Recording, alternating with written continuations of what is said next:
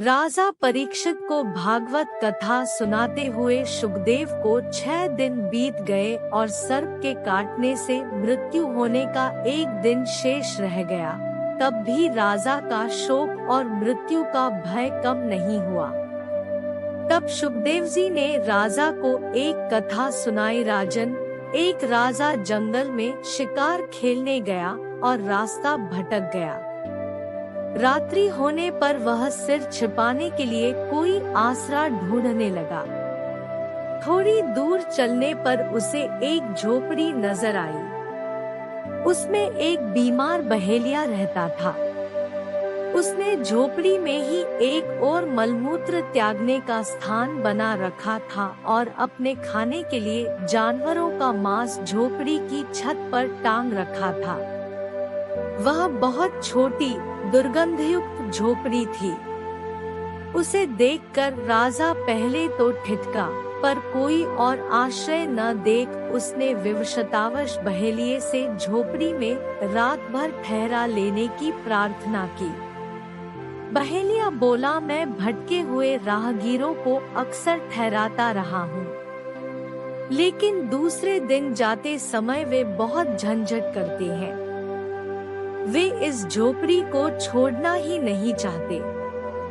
मैं अब इस झंझट में नहीं पड़ना चाहता, इसलिए आपको नहीं ठहरा सकता। राजा ने उसे वचन दिया कि वह ऐसा नहीं करेगा। इसके बाद वह झोपड़ी में ठहर गया, किंतु सुबह उठते उठते उस झोपड़ी की गंध में राजा ऐसा रचबस गया कि वहीं रहने की बात सोचने लगा। इस पर उसकी बहेलिये से कलह भी हुई। वह झोपड़ी छोड़ने में भारी कष्ट और शोक का अनुभव करने लगा। यह कथा सुनाकर सुखदेव ने परीक्षित से पूछा, क्या उस राजा के लिए यह झंझट उचित था? परीक्षित ने कहा, वह तो बड़ा मूर्ख था, जो अपना राजकाज भूल और दिए हुए वचन को तोड़ते हुए अधिक समय तक झोपड़ी में रहना चाहता था। आखिर वह राजा कौन था? तब सुखदेव ने कहा, परीक्षित, वह और कोई नहीं, तुम स्वयं हो। इस मलमूत्र की कोठरी देह में जितने समय तुम्हारी आत्मा को रहना जरूरी था, वह अवधि पूरी हो गई। अब इसे दूसरे लोक को जाना है।